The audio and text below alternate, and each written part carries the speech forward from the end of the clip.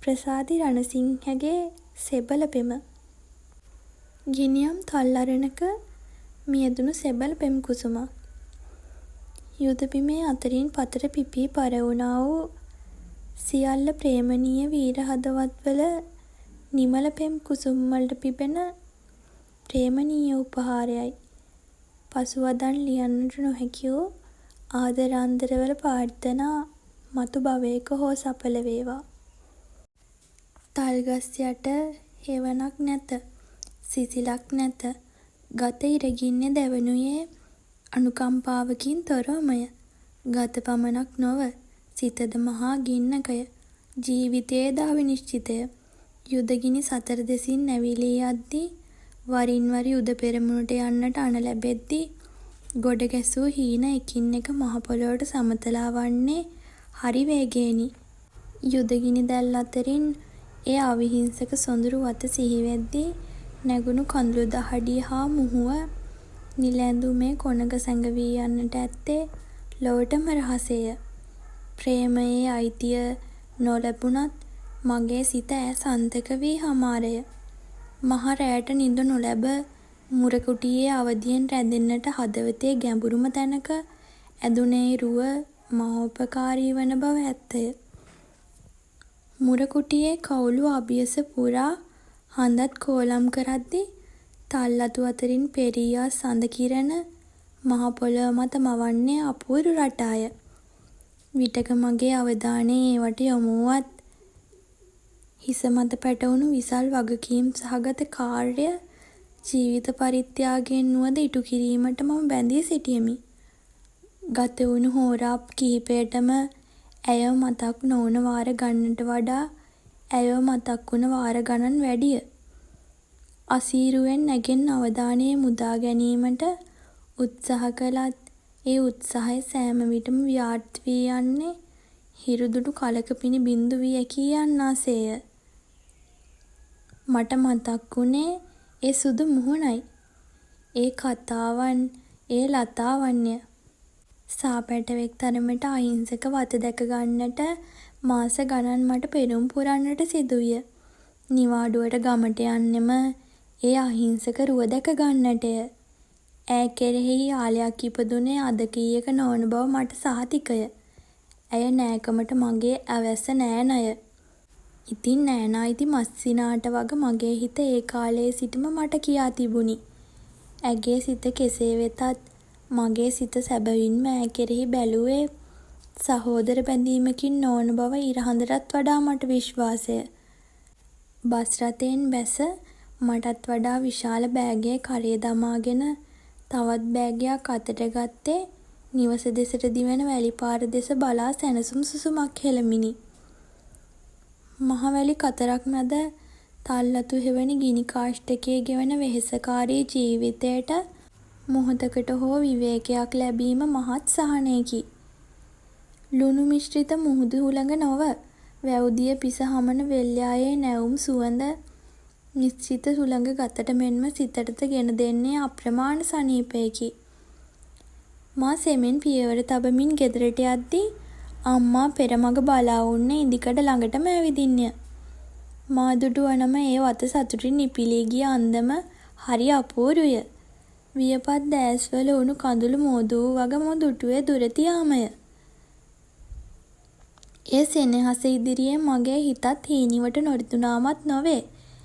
ඈ සිනාසෙමින් චීත්තයේද තද කර අඳිමින් මා වෙතට ආවේ හැඬුම් ආයාසයෙන් දරාගෙන වග මට පැහැදිලි කිරීමට අවශ්‍ය නොවිය.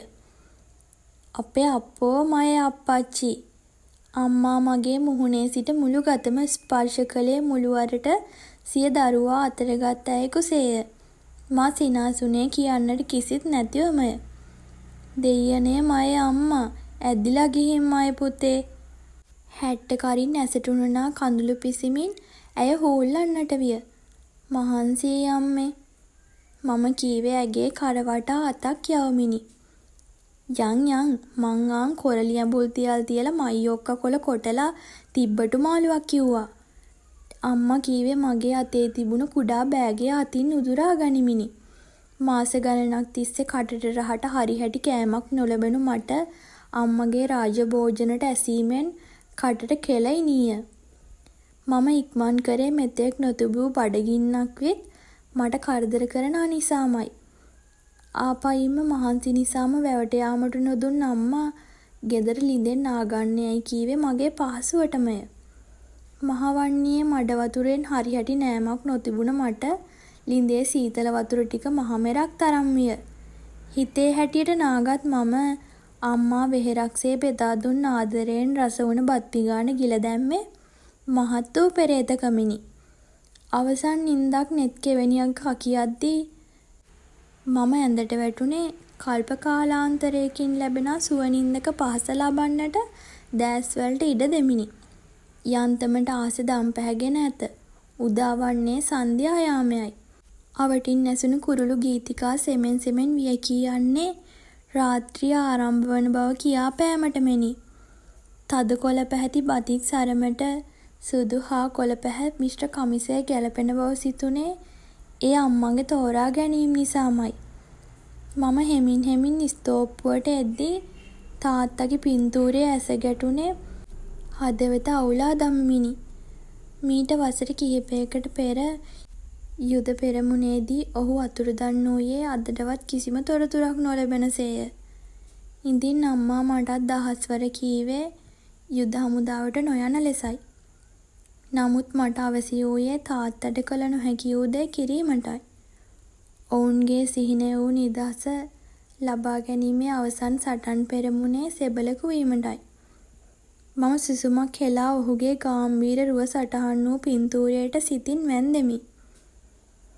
සොයා ගියේ දකින්නට පෙරුම් පිරූ ඒ රුවයි. සවස් යාමේ පිපුණු හෙන්දිරික්කා මලක් මෙන් සිනාසෙමින් ඇය නංගිත් සමග බර කතාවකය. මම ඔවුන් වෙත ගියත් කිසිවෙක් මා නොදැක්ක නිසාම මා ඔවුන් දෙදෙනාම බිය කරලූයේ. සිතූ සේම ඔවුන් දෙදෙනාම කෑගසමින් සිය ලැම මත අත්තබා ගත්තේ ගැහෙමිනි. අම්මෝ අපි හොඳටම බය වුණා. පොඩි නංගි මා දෙස බලා කීවේ සිනාසෙමිනි. ඇගේ වතනම් වැව්දියේ ගිලෙන හිරුමෙන් බිමට බර වී තිබුණි. මං එනවා දැක්කේ නෑනේ දෙන්න. යසයි ගෑනු ළමයි උස්සන් ගියත් දන්නේ නෑ. මම පොඩ්ඩිගේ කන මිරිකමින් කීවේ ඇය දත් එපළම පෙන්නමින් සිනාසෙද්දිය.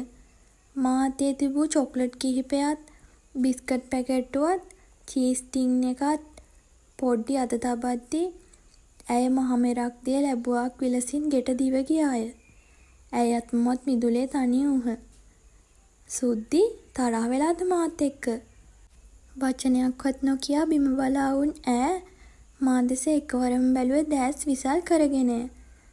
නෑ මං ඇයි තරහ වෙන්නේ අයියා එක්ක? ඇයි කීවේ වේගෙන් ඇසිපිය සලමිනි. තරහ වෙන්න හේතුව ඇත්තෙම නැද්ද? මම ඇසීමි. ඇය නැතයි කියා හිස සැලුවේ රොබෝවෙකුසේය. හැබැයි මම හිතන්නේ සුද්දි මා එක්ක තරහ වෙලා ඉන්නේ කියලාමයි. මම තරමක් පහත් හඬින් කකියද්දී ඈ මා දෙස බැලුවේ ප්‍රශ්නාර්ථ බැල්මක් කෙලමිනි. මම යන්තමින් සිනාසී බලා උන්නෙමි. එහෙම දෙයක් නෑ අයියේ. ඇය පහත් හඬකින් මිමිනීය. ඇගේ දැස් තවමත් බිමට බර වී තිබුණි. මම එව්ව ලියුම හම්බ වුණාද? මම අසද්දී ඇය කෝලයෙන් රතුවනවා දුටිමි. ඇය හිස ඉහළ පහළ කළේ ඔව් කියන්නට මෙනි. ඇගේ පිළිතුර එපමණකි. මම බල කරන්නේ නෑ සුද්දි. මට ආදරය කරන්නයි කියලා. මම ඒක කිව්වේ මට හිතේ හිර කරන් ඉන්න බැරි හින්දා. මගේ ජීවිතේ කොයි වෙලේද කියන්න බෑ. ඒ හන්දමයි මම මගේ අදහස සුද්දිට කිව්වේ. ඔයාගේ ජීවිතයේ අනාගතය ගැන තීරණය ඔයාට බාරයි. මගේ යෝජනාවට අකමැති වුණායි කියලා මං සුද්දි එක්ක තරහ නෑ. මම කීවේ ආයාසයෙන් සිනාවක් නගමින් බිමට බර වූ තිබූ ඇගේ හිස පිරිමදිමිනි. ඒ බිමට බර වුණු නෙතු සඟලින් ගිලිහුණු උණුම වුණු කඳුලක් වැලියට සැඟව ගියේ මගේ මුළු හිතම තෙත් කරමිනි. මම යලිත් කිසිවක් කීමට නොගියෙමි. මගේ අවිනිශ්චිත ජීවිතයට ආදරේ රැහැණෙන් ඈ බැඳ තබාගෙන ඇගේ සොඳුරු අනාගතය අඳුරු කිරීමට නොහැක. ආදරය මගේ හිතේ ඔහේ තිබුණාවේ. ඈ වෙනුවෙන්ම ආදරමල් පිපුණාවේ. මහා බර හුස්මක් ආදරේ තවරා පිට කළේ ඇවිලෙන හදවතට සහනයක් ගෙන දේවියයි සිතමිනි. මා ඇගේ ඉසින් අතගෙන ආපිට යන්නට හැරුණත් ඒ සිහින් අතැගිලි මගේ අතැගිලි අතර දැවටුනේ හදිස්සියෙන් වාගේය. කඳුලින් බරව රත් පැහැවුණු නෙත් සඟලමෙන් බුරුල්ලුණු නාසයද පිසමින් ඈ මා දෙස බලා උන්නාය. හිතේ බලාපොරොත්තුවේ මල් දහසක් පීදුනේ ඒ බැල්මේ තිබුණු ආදරණීය බව නිසාමයි. නමුත් ඒ කිසිවක් එසේ නොවුනි. ඈ ආදරේ කීවේ නැත. අම්මා හැලප හදලා තියෙන්නේ. යමු කන්න. ඔයා ආසයිනේ. ඈ කීවේ එපමණකි. මගේ අතින් ඇදගෙන දුවගෙන ගියේ ගෙටය. නැන්දගෙත් මාමගෙත් සංග්‍රහ මැද්දේ ඇගෙන් ඉඳහිට සුවඳ සිනාවකින් සංග්‍රහ ලැබුණි. හිමිවන්නට අවැසි නැත. ඒ ඇහිපිය යට සිහින ගංගා සුවඳ විඳ සැනසෙන්නට පුළුවනි. දුරින් හිඳ ඇය විඳීමට පුළුවනි. ඉඳින් මට මේ ඇතිය. කොහොමටවත් නැන්දා මාමා ඇයව මට දෙන්නට අකමැති වනවා නිසැකය. මම හිත හදාගත්තේ හිතට හේතු දහසක් මවා පාමිනි. අවසන මම එන්නට පිටත් වෙද්දී ඇය හදිසියෙන් වාගේ දිව්විත් මගේ අතේ එල්ලුනේ හති දමමිනි. හෙට හවස පන්සල් යමුද? එය ඉල්ලීමකි. ඉතින් කොහොම ප්‍රතික්ෂේප කරන්නද? ඔයයි මමයි නංගි හාද? ලෑස්ති වෙලා ඉන්න. මං එන්නම් එක්කයි යන්න. මම කියද්දී ඒ මුහුණ සිනහවෙන් පිරුණි. කුමක්දෝ හැඟීමක් ඒ ඇස්වල පිනුම් ගසන්නට විය. ඒ ආදරයයි කියා මම සිතාගත්තේ මගේ වාසියටය. ඇය ඉක්මනින් මගෙන් දෑස් හංගගත්තේ මම ඒ ඇස්වල කිමිදෙන්නට පටන්ගත් නිසා විය යුතුය. මම යන්නම්. පරිස්සමින් බුදු සරණයි. බුදු සරණයි සුද්දී. මම එසේ කියද්දී ඇය අකමැත්තෙන් වගේ අත අතෑරියේ සුසුම් හෙළමිනි. ඒ සුසුම්වල බර හදවතේ කොනක අපූර්වට ලැබුම් ගත්තේ රිදුමක්ද සමගිනි. ආදරය නම් මහා අරුමැති දෙයකි. විටක හිත සතුටින් පුරවාලයි. විටක දුකින් පුරවාලයි. අත්හැරීම් මගහැරීම් වේදනාවල් අහිමිවීල් මැද්දේ හරි අපූරුවට ඒ හැඟීම සිත්වල උපදී. මේ හැම එකක්ම දෛවයේ ලියවුණු දේවල්ය. ඉතින් වෙන්නේ කෙසේද එසේම වේවෙයි සිත සාදාගත්තෙමි. රැයක් ගෙවී ගියේ නින්දත් නොනින්දත් අතරය. රේඩියෝවෙන් ඇසෙන යුද්ධයේ තත්ත්වය එතරම් සුබදායක නොවුනේ දහස් ගණන් අපේ කොල්ලන්ගේ ප්‍රාණයන් එක රැයට උඩුසුළඟි ගසාගෙන ගොස් සමාරය. මට සිහි වුණේ ඒ වීර සිංහයන්ගේ ලෙයින් තෙත්තුන මුඩු බිම්ය. රක්ත වර්ණ රුධිරයේ ඒ බිම්වල නෙකා රටා මවන්නේය. ඒ කිසිවක් සතුටුදායක පුවත් නොවේ. ඒ අස්සෙන් නැසෙන විලාපයන් හිත කීරි ගසන්නට විය. ඒවා මට නුහුරු ඒවා නොවුනත් ඇඟ හිරිවැටී යන්නට විය. ඒ අස්සෙන් නැසෙන මියගිය සෙබළෙකුගේ බිරිඳකගේ විලාපය මම එක තැනක නතර කරවන්නට විය.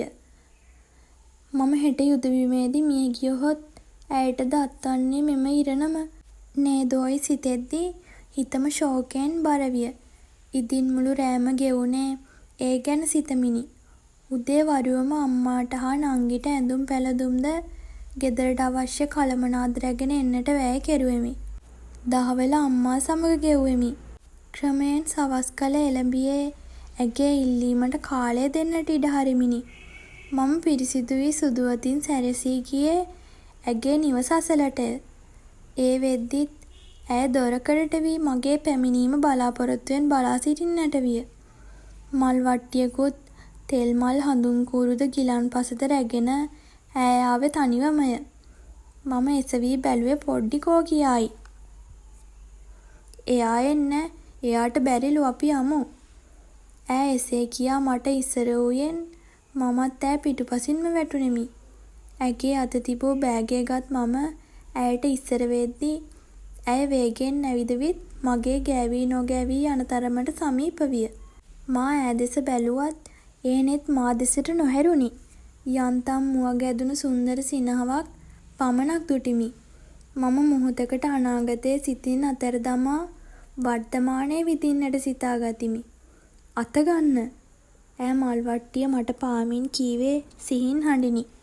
මම දෝතින්ම මල් වට්ටිය අතගසා වැන්දෙමි. එන්න මල් පූජා කරන්න. ඇය මවක සේදෙන උපදෙස් මම අකුරටම පිළිපැද්දේ අමුතුම සතුටකිනි.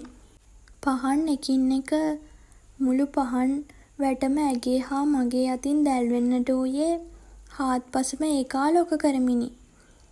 ඒ පහන්වල කහ පැහැති ආලෝකයට ඒ වත දිලිසෙන්නට වූයේ සඳක් මෙනි. ඔව් සඳක් බංකරයේ කවුළු අතරින් තල් අතු යට හැංගුණු සඳක්. යුදගිනි අතර ප්‍රේමයේ පහස මහද රඳවාලූ සඳක්. ඒ දෙතොල් යන්තම් සැලවුණේ කුමක් හෝ ප්‍රාර්ථනාවක් කරන නිසායයි ස්ථිරය. මම ඇයට බාධා නොකරුවෙමි. සිත්සේ ඇයව වින්දෙමි. ඇගේ රාජකාරිය හමාර වී අවසාන දැල්වෙන පහනකින් තෙල් බිඳක් අතැඟිලි වලට ගෙන මගේ හිසේ ගැල්ලුවේ මොනවදෝ මුමුණමිනි. බෝධීන් වහන්සේගේ සිලිසිය මැද වැලි මළුවේ වාඩි වී ඇයත් සමග බෝධි වන්දනාවද කෙරුවෙමි. සිහි කෙරුවෙමි. අවසාන ස්වාමින් වහන්සේගේ දෙපා නැමැද මමත් ඇයත් පන්සලෙන් පිට වූයෙමි. හඳත් නැති අඳුරකුත් නැති රාත්‍රියකි. තරු රටා පමණක් නිවී නිවී දැල්වෙයි. ඇයව ගෙදරට ඇරලවා මම ආපසු නිවසට ආවේ හෙට හදිස්සියේම නැවත කඳ උරට කැඳ වූ බව නංගි කියූ නිසාය. අවශ්‍ය සියලු දෑ සූදානම් කළේ හෙට උදෑසනම යන අදහස ඇතිවය. මම හෙමින් ඇඟත් සෝදගෙනම කාමරයට ගියත් නින්ද අහලකවත් නොවිය. ඇස ගියේ ඈ අතින් මගේ සුරතේ බැඳි පිරිත් නූලටය. මේක තියාගන්න, ලිහන්න එපා. ඇය කීවේ එසේය. මම අතැඟිලි වලින් එය පිරිමැද තනිව සිනාසුනිමි. ඇගේ අප්‍රකාශිත ආදරය නම් අපූරුය. මුවින් නොකීවත් එය හදවතට එතරම්ම සමීපය. ඇගේ මතකයෙන්ම මා නින්දට ගියෙමි. සුන්දර සිහිනවල අතරමං වූයෙමි. ඒ රාත්‍රිය ගෙවුනේ විදුලි වේගයෙන් බව හැඟුනි. අම්මාගේ කඳුළු මැද නංගිගේ ශෝකී මුහුණ දැක මම නිවසින් එළියට ආවේ දුකකිනි. නමුත් මේ මගේ වගකීමය, යුතුයකමය, රාජකාරියයි. ඉතින් අසීරුවෙන් නුව මාය කළ යුතුමයි. අම්මා මගේ පසුපසින් මගටම ආවත් මගේ බලවත් පෙරැත්ත නිසාම ඇය ආපසු හැරුණේ හඬමිනි. ඒ කඳුළු මට බරක් විය. මා නැවත වරක් හැරී ඈ දෙස බැලුවේ සුසුම් හෙළමිනි. ඇගේ වියපත් රුව මා ඈතට යනුතුරුම නොසෙල්වී එතැනම තිබුණේය. නංගි මගින් මගට මට අතවන්නන්නට විය. මමත් ඇයට අතවනා සිනාසුනමි. අයියේ බසයට නගින්න ඔන්න මෙන්න තිබියදී ඇසුනේ ඇගේ හඬයි. මම ෂණිකව හැරී බලද්දී ඇය හති දමමින් මා වෙතට ආවාය. දුවගෙන විත් මොකද්දෝ පාර්සලයක් මගේ අත තැබුවාය. මොනවද? වැලි තලප. ගිහින් යාළුවෝ එක්ක කන්න. මම සිනාසී ඒ පාර්සලේ බෑගයට දමා ගත්තෙමි. මම යන්නම්. එසේ කියද්දී ඒ ඇස්වල කඳුළු නැගුණේ තප්පරයටය. මගේ අත රිදෙන්නම ඈ කෙනෙත්තුවේ කඳුළු පිසමිනි. ගිහින් එන්න. ඈ කීවේ විධානයක් පරිදිය. බලමු. බලන්න මොනවද? දැන් යුද්ධේ හරි දරුණුයි. ජීවිතය ගැන විශ්වාසයක් නැහැ. මම කියද්දී ඇය දෙතොලින් තදින් සපාගත්තේ හුස්ම ඉහළට අදිමිනි. දුක සිතුනේ මටය. හිත රිදුනේ මටය. ඒ කඳුළුව බර දැනුනේ මගේ සිතටය. විටක සිතුනේ මගේ ආදරය ගැන ඇයට කියා කෙරුවේ වරදක් කියායි. දැන් ඇය යථාර්ථයට මුහුණ දෙන්නට නොහැකිව විඳවන ආන්දම දැකම ඊටත් වඩා විඳවයි. ඔයා එන්න ඕනි. ඈ තදින්ම කීවේ හිතුවක්කාරී විලසය. මා ඊට එහා කිසිවක් කීමට නොගියෙමි. ඈතින් නැදෙන බස්රිය නෙතර ගැටෙද්දී මම ඇගේ අතින් අල්ලා ගත්තෙමි. මුහුණ දෙස බලා උන්නෙමි. ඒ ඇස් මතකයේ රඳවා ගත්තෙමි. පරිස්සමට ගෙදර යන්න. පරිස්සමට ඉන්න. බුදු සරණයි. මං කිව්ව දේවල් ගැන හිතන්න එපා. මං වැරදි. මං දන්නවා මට එහෙම නොකිය ඉන්න තිබ්බේ. ඒ ගැන මං දැන් පසුතැවිලි වෙනවා. මගේ ජීවිතේ කොයි වෙලේද කියන්න බෑ. ඒකයි ඇත්ත. පුළුවන් නම් මං වෙනුවෙන් අම්මයි නංගිවයි බලාගන්න සුද්ධි. සමහර විට මට ආයේ එන්න බැරි වේවි. සත්තයි මම මේ වචන හිතාමතා කියූ ඒවා නොවේ. ඒවා කොහෙන් කොහොම කියවුණාදයි මමවත් නොදනි. ඒ වචන වලට ඇගේ ඉකිය තවත් වැඩි විය. ඇය අනවසරයෙන්ම මගේ පපුවට තුරුළු වූයේ ඉකිගසා හඬමිනි. ඇගේ කඳුළු වලට කමිස පපුව තෙමී ගියේ ආත්මේම අවුලා දමමිනි. මම කිසිත් නොකිය ඇගේ හිස අතගා ඇයව මගෙන් මෑත් කළේ බස් රථය ළඟටම ආ බැවිනි. යන්න සුද්දි ගෙදර අඬන් නැතුව ඉන්න ඕනි. අඬපුවහම කැතයි. මං යන්නම්. පරිස්සමෙන් ඉන්න. මම එසේ කියා බස් රථයට ගොඩ වෙද්දී ඇය යලිත් මගේ අතේ එල්ලුනේ හූල්ලමිනි. කුමක්දෝ දෙයක් ගුලි කර මගේ අතේ තබා අකමැත්තෙන් වගේ මගේ අත අතහැරියේ ඉකිගසමිනි. මම ඈ තිතක්ව නොපෙනී යනතුරුම බලා උන්නෙමි. ඇයද එසේය. මට මා මහා අසාධාරණ මිනිසෙකුයයි හැඟුණේ ඇගෙන් ආදරය ඉල්ලා දැන් ඇයටම ආදරය කරන්නට එපායයි කියූ නිසාවෙනි. නමුත් මා කුමක් කරන්නදැයි මට හරි හැටි වටහුමක් නැත. කඳවුරට පා තැබූ මොහොතේ පටන් මම යුද බිමේය. හතර වටින් වෙඩි වරුසා ඇද හැලෙද්දී අප ඉදිරියටම ගියේ සතුරු සේනා බිඳ දමමිනි. එක්වරම මගේ සඟයා කෑ ගසාගෙන බිම පතිත වූයේ මගේ අවධානයද වෙනස් කරමිනි. ඔහුගේ පාදයක් පසාරු කරමින් වෙඩි උණ්ඩ කිහිපයක් ගොස් තිබුණේ. මම වහා සාක්කුවේ තිබූ ඇය දුන් ලේන්සු ඇදගත්තේ ඔහුගේ රුධිරයේ වහනය නවත්තා ගන්න වෙන ක්‍රමයක් නැති බැවිනි. නමුත් ගිනිදැල් මැද මා දුටුවේ බෝල අකුරින් ඒ ලේන්සුව මැදම ලියා තිබූ අකුරු කිහිපයයි. මං ආදරෙයි. කීපාරක්ද මන්ද මම එය කිව්වෙමි. සතුට නිම්හිම් නැත. මා උන්නේ කොහෙද කියා පවා මට අමතක විය. පිටකොන්ද දෙසින් දැනුනේ මරණීය වේදනාවකි. ඒ සැනින්ම වාගේ දෑස් ඉදිරියේ මැවුණේ ගිනි ජාලාවකි. කුමකින් කුමක් වුවාදැයි මම නොදන්නෙමි. නමුත් ක්ෂණිකයෙන් සැහැල්ලුවෙන් ඈතකට පාවී යන වගක් දැනුනි. මම උන්නේ පාවෙමිනි. සැහැල්ලුවෙන් පාවෙමිනි. සිතාගත නොහැකි වූයේ සිදු වූ දෙයයි. මාව කිසිවෙකටවත් නෑසේ. මා සඟයන් කිහිප දෙනෙකුට කතා කළෙමි. ඔවුන් නෑසෙනසේ දිව ගියේ ගිනි ජාලාවක් අසලටය. ඇසෙනුයේ කලබලකාරී හඬකි. එක්වරම ගිනි ජාලාව මැදින් එක් අයෙක් ඇදගත්තේ සිරුරකි. ඔව් ඒ මාය. ඒ මගේ සිරුරය. එසේනම් මා මිය ගොස් ඇත. මගේ අතට ගොළු වී තිබුණේ ඈ දුන්නේ ආදර ලේන්සුවයි. අනෙක් අතේ තිබුණේ ඈ ගැට ගැසූ පිරිත් නූලයි. මුහුණ සම්පූර්ණයෙන්ම විකෘති වී තිබුණි. මම මා දෙස බලා උන්නේ හිස් හැඟීමෙනි. කොතරම් කාලයක් ගත වුණාදැයි නොදන්නෙමි. මා ඔහේ පාවෙමින් උන්නෙමි. හදිසියේ නෙත ගැටුනේ පපුව අල්ලාගෙන බැලපෙන අම්මාය. බිම වැටී හඬනා නංගිය. මා අම්මා අසලට ගියෙමි.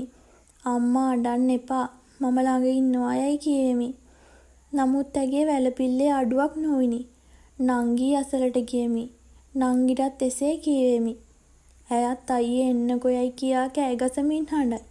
ඔවුන් කිසිවෙක්ටවත් මාව නෑසෙයි. මාව නොපෙනෙයි. මට දැනෙන්නේ හිස් හැඟීමකි. ඒ අසල ඈතින් උන්නේ ඇයයි. ලැම දෑතින්ම මිරිකාගෙන ඉහළටත් හුස්ම හිර කරගෙන ඇය උන්නේ ගල් ගැසුණාක් මෙනි. මම ඇයට කෑ ගැසුවෙමි. ඇයව ස්පර්ශ කෙරුවෙමි. සුද්දී යයි කියෙවෙමි. නමුත් ඇය නිසල්මන්වය. ඈ සෙමෙන් පා තැබුවේ මගේ නිසල සිරුර අසලටය. එක්වරම ඈ කඩා වැටුනේ කෑ ගසා හඬමිනි. අම්මාත් නංගීත් ඊට හවුල්ුනේ මහා හඬින් විලාප තබමිනි. මා ඉන්නවා යයි කියන්නට අවැසි වුවත් හැකියාවක් නොතිබුණි. මා බදාවුන් ගැහැණුන් තිදෙනා වරින් වර සිහිසුන් වෙද්දී කිහිප දෙනෙක් ඔවුන්ව එතැනින් රැගෙන ගියේය. අවසාන මා සිංහ දජය මතින් හැඬ වූ පෙට්ටියකට වී සුවසේ නිදද්දී සියලු ගෞරව ලබා දෙමින් මිහිදන්ව ගියේය. නමුත් මේ මනෝකාය සියල්ල දකිමින් එහෙ මෙහෙ සරන්නට විය. අම්මා මිය ගියේ දරාගත නොහැකි ශෝකය නිසාමයි. නංගී තනිවීම මට වේදනාවකි. සුද්දි තවමත් මං වෙනුවෙන් බලා හිඳි. ඇය සෑම මසකම මා කෙරෙහි පින් පමුණුවයි. මට සුගතිය ප්‍රාර්ථනා කරයි. අසම්පූර්ණ ආදර කතාවේ නිමාවක් දකින්නට බලා හිඳි. ඉතින් පෙරවදන් ලියූ අසම්පූර්ණ කතාවේ පසුවදන් ලියන්නට නැවත භවයක ඇයවම ප්‍රාර්ථනා කරමින් මගේ මනෝකාය ඈතට ඇදී ගියේය. ඈතින් ඈතටම ගියේය. සත්‍ය කතාවක සිදුවීමක් ඇසුරිනි. සියලු විරුවාත්ම නිර්වාණයෙන් සැනසේවා. අමතක නොකර සබ්ස්ක්‍රයිබ් කරලා බෙල් අයිකන් එකත් ක්ලික් කරගෙනම යන්න.